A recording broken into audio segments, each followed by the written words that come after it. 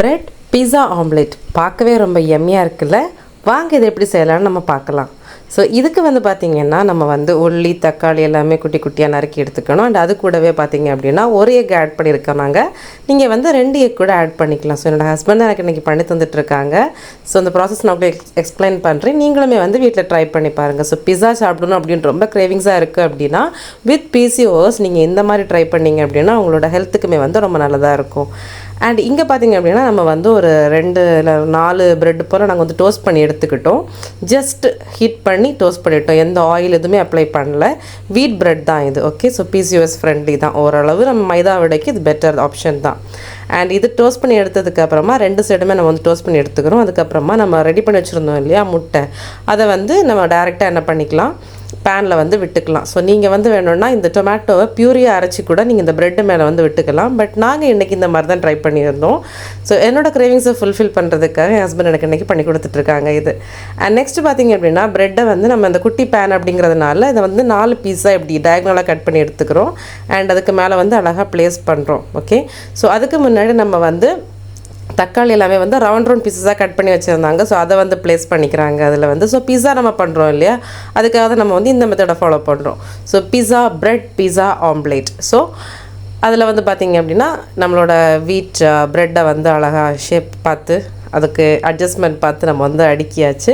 So இது நமக்கு just ஒரு கிரேவிங்ஸ் ஃபுல்ஃபில் பண்ணுற ஃபுட் அப்படிங்கிறதுனால நம்ம ஃபேன்சிக்கெல்லாம் போகக்கூடாது. ஸோ எந்த மயோனீஸ் கிடையாது, எந்த டொமேட்டோ சாஸ் கிடையாது, எந்த ஆர்டிஃபிஷியல் ஃப்ளேவரிங் ஏஜென்ட்ஸ், எந்த கலர்ஸ் எதுவுமே இல்லாமல் ஒரு கம்ப்ளீட்லி பியூரான ஒரு ஹோம்மேட் ஐட்டம். அவங்களால பேக் பண்ண முடிஞ்சுன்னா அது ரொம்பவே நல்லது.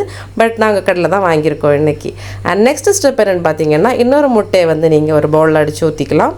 அண்ட் அது கூட நீங்கள் வேணும் அப்படின்னா பெப்பர் சால்ட்டில் ஆட் பண்ணிக்கலாம். பட் நாங்கள் அப்படியே ப்ளைனாக தான் எடுத்து சால்ட்டு மட்டும் லைட்டாக ஆட் பண்ணிவிட்டு அதுக்கு மேலே நம்ம விட போகிறோம். ஸோ அதுக்கு முன்னாடி திரும்ப ஒரு லேயர் ஆஃப் ஆனியன்ஸ் ரவுண்டாக கட் பண்ணதை நம்ம தின் ஸ்லைஸாக கட் பண்ணி நம்ம வச்சுக்கலாம்.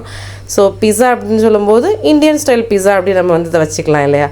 So next layer of tomatoes அதுக்கு மேலே அடுக்கியாச்சு. அண்ட் அதுக்கு மேலே நம்ம ஜெல் பண்ணுறதுக்காக முட்டையை நம்ம தூவ போகிறோம், விட போகிறோம். ஸோ முட்டையை அதுக்கு மேலே விட்டுட்டோம் அப்படின்னா ஈவனாக ஜெல் ஆகிடும். ஸோ நீங்கள் 2 கூட யூஸ் பண்ணிக்கலாம். பட் ரொம்ப கலரி அதிகமாகிடும் அப்படிங்கிறதுனால லிமிட்டடாக யூஸ் பண்ணிக்கிட்டோம். அண்ட் இப்போ வேறு ஒன்றுமே கிடையாது, கொஞ்சம் குக் பண்ணணும். நீங்கள் மேலே மூடி போட்டு குக் பண்ணிக்கலாம், அப்போ ஈஸியாக குக் ஆகிடும். அண்ட் தென் நீங்கள் திருப்பி போட வேண்டியதான். ஸோ 2 பக்கமும் கொஞ்சம் நேரம் குக் ஆகிடுச்சு அப்படின்னா அந்த உள்ளியும் தக்காளியுமே கொஞ்சம் வெந்து வந்துடும். ஸோ பச்சையாக சாப்பிடாதீங்க, கொஞ்சம் வேக வச்சு சாப்பிடுங்க. அப்போ உங்களுக்கு பிஸா மாதிரி ஒரு டேஸ்ட் கிடைக்கும். ஸோ இப்போ பார்த்திங்க அப்படின்னா நம்ம திருப்பி போட போகிறோம். ஸோ திருப்பி போட கொஞ்சம் கஷ்டம்தான். ஸோ நீங்கள் வேறு ஏதாவது மெத்தட் வச்சுருக்கீங்க அப்படின்னா ட்ரை பண்ணிக்கோங்க. 2 முட்டை யூஸ் பண்ணியிருந்தீங்க அப்படின்னா நல்லா ஜெல்லாக இருக்கும், ஈஸியாக திருப்பி போட்டுருந்துருக்கலாம். அண்ட் அதுக்கப்புறமா பார்த்தீங்க அப்படின்னா இதை நீங்கள் ஈஸியாக சுட்டு அப்படியே நீங்கள் பிளேட்டில் எடுத்துட்டீங்க அப்படின்னா உங்களோட homemade pizza bread omelette ready. And next நாங்கள் என்ன பண்ணுறோம் அப்படின்னா எங்ககிட்ட பிஸா கட்டர்லாம் இல்லாததுனால எங்களோட தோசை கரண்டியை வச்சு தானே அழகாக 4, 5, 6 பீஸா போட்டு எல்லாருமா ஷேர் பண்ணி சாப்பிட்டு முடிச்சிட்டோம். ஸோ இந்த குட்டி ரெசிபி எப்படி இருந்துச்சு அப்படின்னு கமெண்டில் சொல்லுங்கள். அண்ட் இது ரொம்பவே உங்களுக்கு PCOS ஃப்ரெண்ட்லியான ரெசிபி தான். ஸோ கண்டிப்பாக ட்ரை பண்ணி பார்த்துட்டு எப்படி இருந்து உங்களோட கமெண்ட்ஸ் சொல்லுங்கள்.